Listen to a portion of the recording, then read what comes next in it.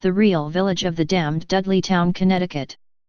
Dudleytown is a ghost town, located in northwestern Connecticut within the town of Cornwall.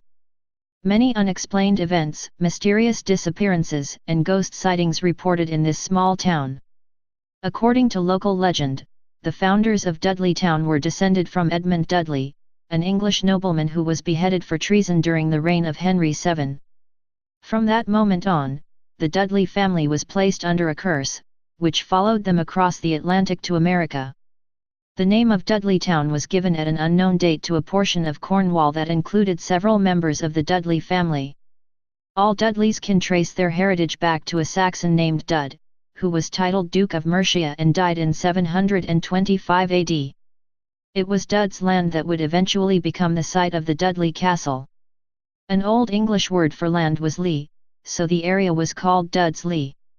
Many centuries later, when the taking of a surname became necessary, some people took a name based on their occupation, such as Smith or Baker, and others took their surname based on the land they came from, i.e., Dudley.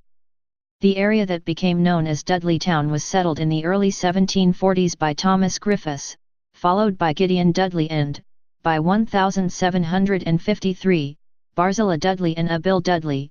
Martin Dudley joined them a few years later. Other families also settled there. The curse. The story about the curse has been traced to an English nobleman, ancestor of the Dudley brothers who settled the town. Back in England, old Edmund Dudley got his head chopped off for plotting against King Henry VII. Someone or something put a curse on Edmund that followed his family to the New World and took root in Dudleytown. In what is often cited as the first manifestation of the curse, one of the Dudley brothers went insane. Other strange incidents: at a barn raising, a man fell to his death. Lightning struck and killed a Dudleytown woman, right on her porch.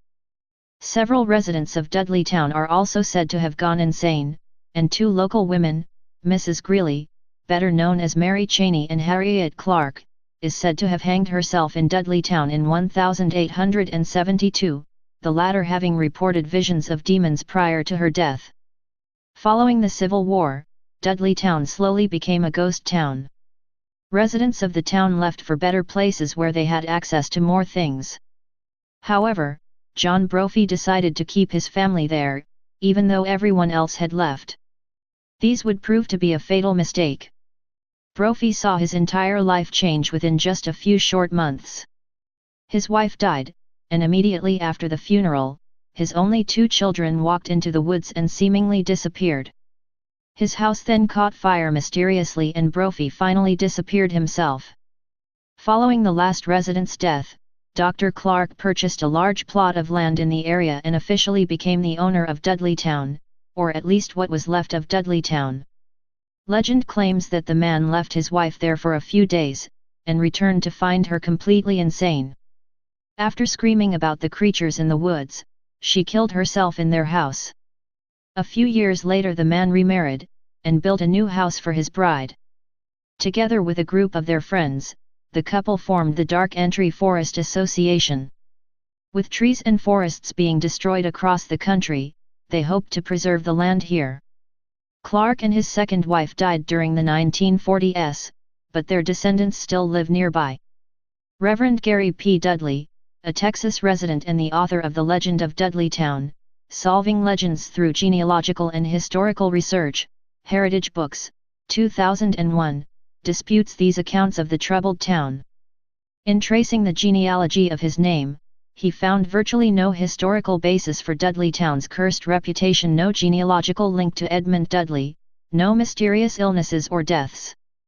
As for Mary Cheney, he says she never set foot in Dudleytown. Now the Dark Entry Forest Association owns the land, and entry is no longer permitted.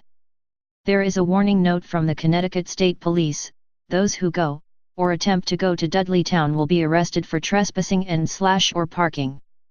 The fines start at $75 per person and rapidly increase. Ask yourself why you can't enter? Stay paranoid, my friends.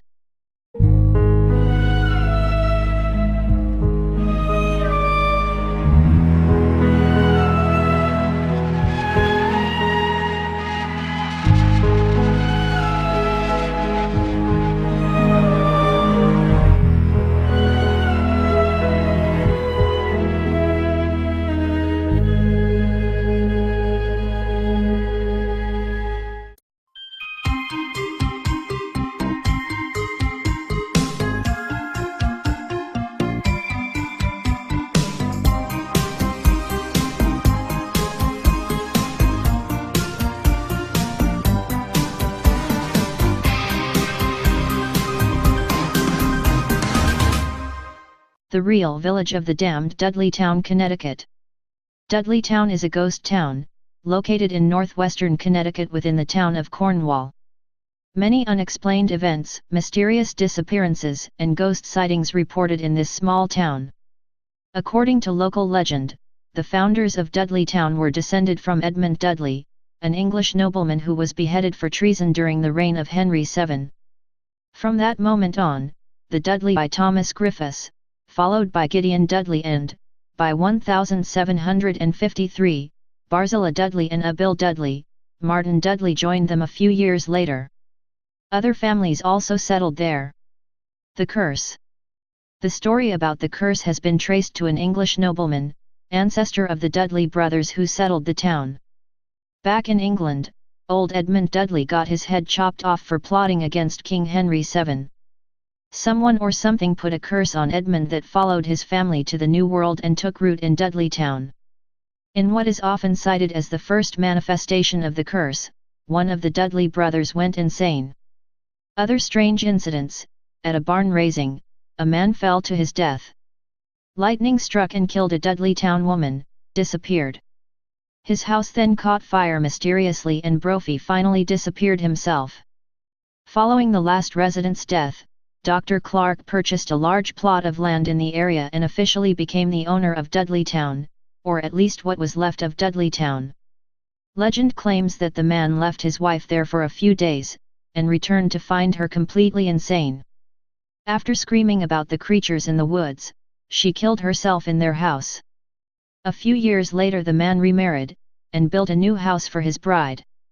Together with a group of their friends, the couple formed the Dark Entry Forest Association. With trees and forests being destroyed across the country, they hoped to preserve the land here. Clark and his second wife died during the 1940s, but family was placed under a curse, which followed them across the Atlantic to America. The name of Dudleytown was given at an unknown date to a portion of Cornwall that included several members of the Dudley family. All Dudleys can trace their heritage back to a Saxon named Dud, who was titled Duke of Mercia and died in 725 AD. It was Dud's land that would eventually become the site of the Dudley Castle. An Old English word for land was Lee, so the area was called Dudsley. Many centuries later, when the taking of a surname became necessary, some people took a name based on their occupation, such as Smith or Baker, and others took their surname based on the land they came from, i.e., Dudley.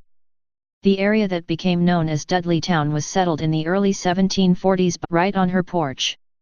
Several residents of Dudleytown are also said to have gone insane, and two local women, Mrs. Greeley, better known as Mary Cheney, and Harriet Clark, is said to have hanged herself in Dudleytown in 1872, the latter having reported visions of demons prior to her death. Following the Civil War, Dudleytown slowly became a ghost town. Residents of the town left for better places where they had access to more things. However, John Brophy decided to keep his family there, even though everyone else had left. These would prove to be a fatal mistake. Brophy saw his entire life change within just a few short months. His wife died, and immediately after the funeral, his only two children walked into the woods and seemingly